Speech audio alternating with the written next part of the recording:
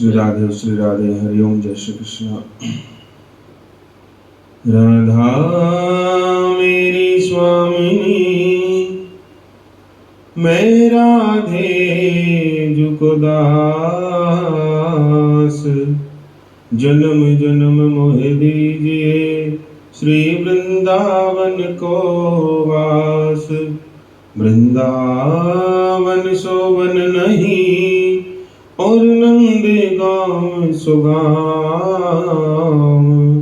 वंशीवट सोवट नहीं, श्री कृष्ण नाम सो नाम।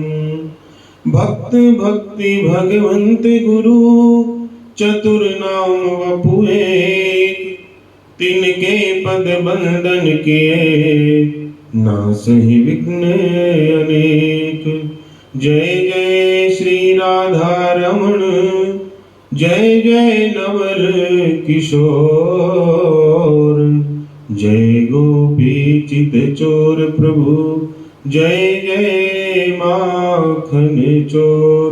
श्री वृंदावन बिहारी लाल की जय। जय जय श्री राधे श्याम, जय जय श्री राधे श्याम, जय जय श्री सीताराम। परमपिता परमात्मा की अहेतु की कृपा से हमें सत्संग का अलभ्य लाभ प्राप्त हो रहा है श्री श्री चैतन्य चरितावली के माध्यम से। उसी के मध्य आज हमारा प्रसंग है शची माता और गौर हरि। कल आपने सुना था कि उनको सन्यास की तलब लगी है कि मुझे विरक्त होना है, और किसी माँ के सामने एक पुत्र विरक्त होने की बात को लेकर के जाए तो उस माँ को कितना कष्ट होता है। हालांकि वो घटाकाश से मठाकाश होने को चला है, लेकिन माता के लिए ये दुख बड़ा असह्य होता है। तो उसी को आज हमारे इस प्रसंग में दर्शाया गया है, सुनाया गया है। अरे कोई निर्दयी विधाता, तुझे तनिक सी भी दया नहीं आती क्या? तू बड़ी ही कठोर प्रकृति का है। पहले तो तू संपूर्ण प्राणियों को प्रेम भाव से और स्नेह संबंध में बांध करके इकट्ठा कर देता है, और जब ठीक प्रेम के उपभोग का समय आता है, पहले तो प्रेम के बंधन में बांध करके इकट्ठा कर लेता है, लेकिन जब उस प्रेम का आस्वादन करने का समय आता है, उपभोग करने का समय आता है, तभी उन्हें एक दूसरे से अलग अलग कर देता है, पृथक कर देता है, जुदा कर देता है। इससे तेरा यह व्यवहार अबोध बालकों के समान माना जाता है। जैसे बालक बड़े प्रेम से खेलता है, लेकिन एकदम से निकल करके चल देगा। मालूम पड़ता है कि तूने किसी से स्नेह करना सीखा ही नहीं। ऐसा व्यवहार तो वही करता है जिसको उसके बारे में जानकारी ही ना। तो इसी बात को आज सची माता और गौर हरि के बीच में दर्शाया और समझाया गया है। भक्तों के मुख से निमाई के सन्यास की बात सुनकर के माता के शोक का पारावार नहीं रहा। बड़ा दुख लगा माता को। क्यों? पहले ही एक बेटा सन्यासी बन चुका है, और अब दूसरे के मन में सन्यास की उत्कंठा जागृत हो गई। पति है नहीं, माता रह गई अकेली। तो ये बात सुनी तो शोक का पारावार नहीं रहा। वह भूली सी, भटकी सी, किम कर्तव्य विमूढ़ा सी होकर के चारों ओर देखने लगी। कभी आगे देखती, कभी पीछे को निहारती, कभी आकाश की ओर देखने लगती, मानो माता दिशा विदिशाओं से सहायता की भिक्षा मांग रही हो। लोगों के मुख से इस बात को सुन करके दुखिया माता का धैर्य एकदम चला गया, मानो धैर्य टूट गया उनका। वह बिलखती हुई, वो रोती हुई, पुत्र वियोग रूपी दावानल से झुलसी हुई सी महाप्रभु के पास पहुंची, और बड़ी ही कातरता के साथ कलेजे की कसक को अपनी मर्माहत वाणी से प्रकट करती हुई कहने लगी, बेटा निमाई, मैं जो कुछ सुन रही हूं वह सब कहां तक ठीक है? अर्थात मैंने जो तेरे सन्यास की बात सुनी है, क्या वो ठीक है? कहां तक ठीक है? पुत्र वियोग को अशुभ समझने वाली माता के मुख से वह दारुण बात स्वयं ही निकली, स्वयं न निकली। उसने गोलमाल तरह से ही उस बात को पूछा। कुछ अन्य मनस्क भाव से प्रभु ने पूछा, कि माँ कौन सी बात? जैसे निमाई को पता ही ना हो, कहने लगे माँ कौन सी बात? हाय, उस समय माता का हृदय स्थान स्थान से फटने लगा, एक जगह से नहीं, जगह जगह से फटने लगा। वह अपने मुख से वह हृदय को हिला देने वाली बात कैसे कहती? कड़ा जी करके उसने कहा, बेटा कैसे कहूं, इस दुखिया विधवा के ही भाग्य में न जाने विधाता ने सारी आपत्तियां लिख दी हैं क्या? मेरे कलेजे का बड़ा टुकड़ा विश्व रूप घर छोड़ करके चला गया और मुझे मर्माहत बना करके आज तक वो लौटा नहीं। तेरे पिता बीच में ही मुझे धोखा देकर के मेरे जीवन से चले गए। उस भयंकर पति वियोग रूपी पहाड़ से दुख को मैंने अपने कलेजे से लगा करके रखा और तेरा ही मुख देख करके मैंने सब कुछ सहन किया। तेरे कमल के समान खिले हुए मुख को देख करके मैं सभी विपत्तियों को भूल गई थी। मैं भूल गई थी कि मेरा बड़ा बेटा सन्यास लेकर के चला गया। मैं ये भी भूल गई थी कि मेरा पति इस दुनिया में नहीं है। मैं तेरे मुख को देख करके जीवित रही। मुझे जब कभी दुख होता तो तुझसे छिप करके मैं रो लेती। तेरे सामने इसलिए खुलकर नहीं रोती थी कि मेरे रुदन से तेरा चंद्रमा के समान सुंदर मुख कहीं फीका न पड़ जाए, कहीं म्लान न हो जाए। मैं तेरे मुख पर म्लानता नहीं देखना चाहती थी। दुख दावानल में जलती हुई इस अनाश्रित दुखिया का तेरा चंद्रमा के समान शीतल मुख ही एकमात्र आश्रय था। उसी की शीतलता में मैं अपने तापों को शांत कर लेती। अब भक्तों के मुख से मैं सुन रही हूं कि तू भी मुझे धोखा देकर के चला जाना चाहता है। बेटा क्या यह बात ठीक है? माता की ऐसी करुणापूर्ण कातर वाणी को सुन करके प्रभु ने कुछ भी उत्तर नहीं दिया। वे डबडबाई आंखों से पृथ्वी की ओर देखने लगे, नीचे गर्दन करके। उनके चेहरे पर म्लानता आ गई। वे भावी वियोग जन्य दुख के कारण कुछ विषण्ण से हो गए। माता की अधीरता और भी अधिक बढ़ गई कि हाँ, मुझे लगता है बात में कुछ सच्चाई है, इसलिए कुछ जवाब नहीं दे रहा। उसने भयभीत होकर के बड़े ही आर्तस्वर से पूछा, निमाई बेटा मैं सत्य सत्य जानना चाहती हूँ, क्या यह बात ठीक है? चुप रहने से काम चलेगा नहीं, आपको बताना पड़ेगा। मौन रह करके मुझे और अधिक क्लेश मत पहुंचा। मुझे आज जो बात है वो ठीक ठीक बता दे। क्या तू सच में सन्यासी बनने जा रहा है? सरलता के साथ प्रभु ने स्वीकार किया कि माता ने कुछ सुना है वह ठीक ही है। इतना सुनने पर माता को कितना अपार दुख हुआ होगा, इसे किस कवि की निर्जीव लेखनी व्यक्त करने में समर्थ हो सकती है। अर्थात लेखनी में वो दम नहीं है कि जो माता के उस दुख को प्रकट कर दे या लिख दे। माता के नेत्रों से निरंतर अश्रु जलधारा बह रही थी। वे उस सूखे हुए मुख को तर करते हुए माता के वस्त्रों को भिगोने लगी, आंखों के आंसू। रोते रोते माता ने कहा, बेटा तुझको जाने के लिए मना करूं तो तू मानेगा नहीं, इसलिए मेरी यही प्रार्थना है कि मेरे लिए थोड़ा विष खरीद करके ला करके रख ताजा घर पे। मेरे आगे पीछे कोई तो नहीं है, तेरे पीछे मैं मरने के लिए विष किससे मंगवाऊंगी? मेरे लिए तू जहर ला करके रख दे। बेचारी विष्णु प्रिया अभी बिल्कुल अबोध बालिका है। उसे अभी संसार का कुछ पता भी नहीं है। उसने आज तक एक पैसे की भी कोई चीज नहीं खरीदी। यदि उसे ही विष लेने के लिए मैं भेजूं तो हाल तो वह जा नहीं सकती, और चली भी जाए तो कोई उसे अबोध बालिका समझ करके विष देगा नहीं। ये जो इतने भक्त यहाँ आते हैं ये सब तेरे कारण ही आया करते हैं, और यदि तू चला गया तो फिर ये बेचारे भी यहाँ क्यों आएंगे?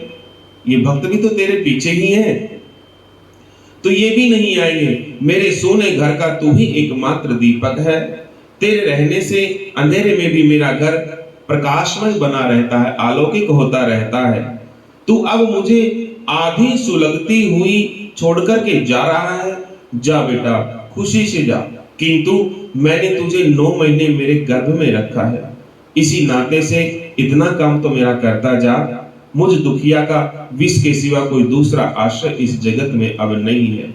गंगा जी में कूदकर भी प्राण गंवाए जा सकते हैं, किंतु बहुत संभव है कि कोई दयालु पुरुष मुझे उसमें से निकाल लेगा। इसलिए घर के भीतर ही रहने वाली मुझ आश्रयहीना दुखिया का विष ही एकमात्र सहारा है।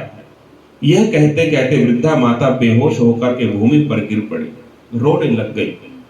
प्रभु ने अपने हाथों से अपनी दुखिया माता को उठाया और संपूर्ण शरीर में लगी हुई उसकी धूलि को अपने वस्त्र से पोंछा और माता को धैर्य बंधाते हुए कहने लगे, माता, तुमने मुझे गर्भ में धारण किया है, मेरे मलमूत्र को तूने साफ किया है, मुझे खिला पिला करके और पढ़ा लिखा करके आपने इतना बड़ा मुझे किया है, तुम्हारे ऋण से मैं किस प्रकार उऋण हो सकता हूँ। माता, यदि मैं अपने जीवित शरीर पर से खाल उतार करके तुम्हारे पैरों के लिए जूता बना करके तुम्हें पहनाऊं तो भी तुम्हारे इतने भारी ऋण का परिशोध नहीं कर सकता हूं। मैं जन्म जन्मांतरों से तुम्हारा ऋणी रहूंगा और आगे भी रहूंगा और रहना चाहूंगा। माँ, मैं सत्य सत्य कह रहा हूं, यदि मेरे बस की बात होती तो मैं प्राणों को गवा कर भी तुझे प्रसन्न कर सकता, किंतु मैं क्या करूं, मेरा मन ही मेरे वश में नहीं है। मैं ऐसे करने के लिए लाचार हूं, विवश हूं। ये मेरी इच्छा नहीं है, ये अंदर से मुझे कोई पुकार रहा है। तुम वीर की जननी हो, विश्व रूप जैसे महापुरुष की माता होने का सौभाग्य तुम्हें प्राप्त हुआ है। तुम्हें इस प्रकार का विलाप मां शोभा नहीं देता, इस तरह का रोना आपको शोभा नहीं देता। तुम तो वीर पुरुष की मां हो। ध्रुव की माता सुनीति ने अपने प्राणों से भी प्यारे 5 वर्ष की अवस्था वाले इकलौते पुत्र को तपस्या करने के लिए जाने की आज्ञा प्रदान कर दी थी। भगवान श्री रामचंद्र जी की माता ने पुत्र वधू सहित अपने इकलौते पुत्र को वन जाने की अनुमति दे दी थी। सुमित्रा ने भी दृढ़ता पूर्वक घर में पुत्र वधू रहते हुए भी लक्ष्मण को आग्रह पूर्वक श्री रामचंद्र जी के साथ वन में भेज दिया था। मदालसा ने अपने सभी पुत्रों को सन्यास धर्म की शिक्षा दी थी। उसने अपने सारे पुत्रों को सन्यास दे दिया था मदालसा ने। क्या तुम उन माताओं से कुछ कम हो? जननी, तुम्हारे चरणों में मेरा कोटि कोटि प्रणाम है। तुम मेरे काम में पुत्र स्नेह का कारण बाधा मत पहुंचाओ। मुझे प्रसन्नता पूर्वक सन्यास ग्रहण करने की अनुमति दो और ऐसा आशीर्वाद दो कि मैं अपने इस व्रत को भली भांति से निभा सकूं, पूरा कर सकूं। माता ने आंसुओं को पोंछते हुए कहा, बेटा, मैंने आज तक तेरे किसी भी काम में हस्तक्षेप नहीं किया। तू जिस काम में प्रसन्न रहा उसी में मैं सदा प्रसन्न बनी रही। मैं चाहे भूखी बैठी रही, किंतु तुझे 1000 जगह से ला करके तेरी रुचि के अनुसार मैंने सुंदर सुंदर भोजन बना करके तुमको खिलाया है। मैं तेरी इच्छा के विरुद्ध कोई कामना नहीं कर सकती, किंतु घर में रहकर क्या भगवान का भजन नहीं हो सकता? यहीं पर श्रीवास, गदाधर, मुकुंद, अद्वैताचार्य, इन सभी भक्तों को लेकर के तुम दिन रात भजन संकीर्तन करते रहो। मैं तुझे कभी नहीं रोकूंगी। बेटा, तू सोच तो सही, इस अबोध बालिका विष्णु प्रिया की दशा क्या होगी? इसने तो अभी संसार का कुछ भी सुख नहीं देखा है, इसका क्या होगा? तेरे बिना यह कैसे जीवित रह सकेगी?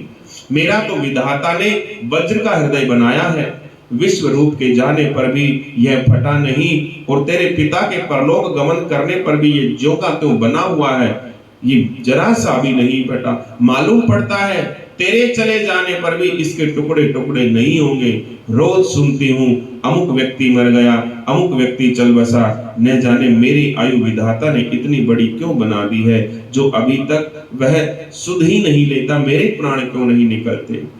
विष्णु प्रिया के आगे के लिए कोई आधार तो हो जाए, और मैं मर जाऊं तब तो खुशी से संन्यास ले लेना।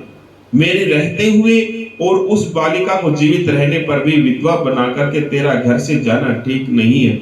मैं तेरी माता हूं, मेरे दुख की और थोड़ा सा भी तो ख्याल कर। तू जगत के उद्धार के लिए काम करता है ना?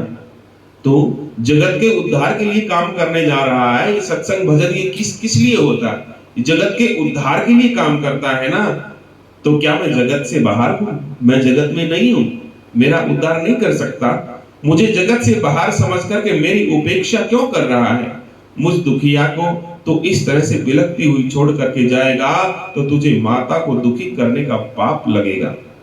प्रभु ने धैर्य के साथ कहा, मां, तुम इतनी अधीर मत हो। भाग्य को मेटने की सामर्थ्य मुझ में नहीं है। विधाता ने मेरा तुम्हारा संयोग बस इतने ही दिन का लिखा था। अब आगे लाख प्रयत्न करने पर भी मैं नहीं रह सकता। भगवान वासुदेव सबकी रक्षा करते हैं, उनका नाम तो विश्वम्भर है। जगत के भरण पोषण का सारा भार उन्हीं पर है। तुम हृदय से इस अज्ञान जन्य मोह को निकाल डालो और मुझे प्रेम पूर्वक हृदय से यति धर्म धारण करने की, ग्रहण करने की आप अनुमति प्रदान करो।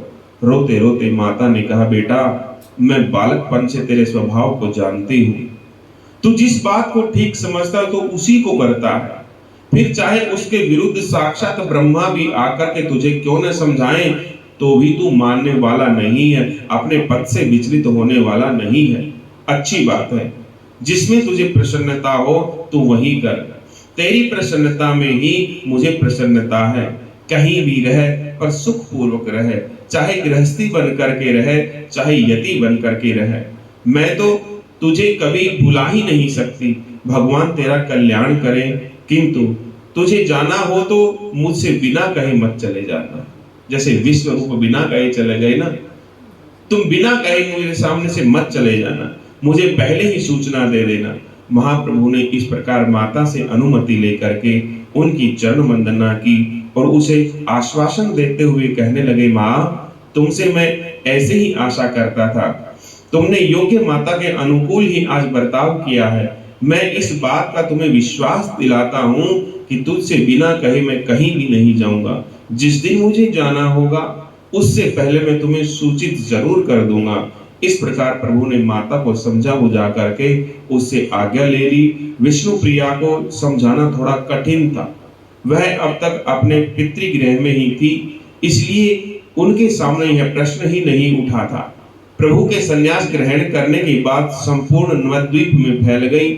विष्णु प्रिया ने भी अपने पिता के घर में ही ये बात सुनी कि तेरा पति संन्यास लेने के लिए जा रहा है।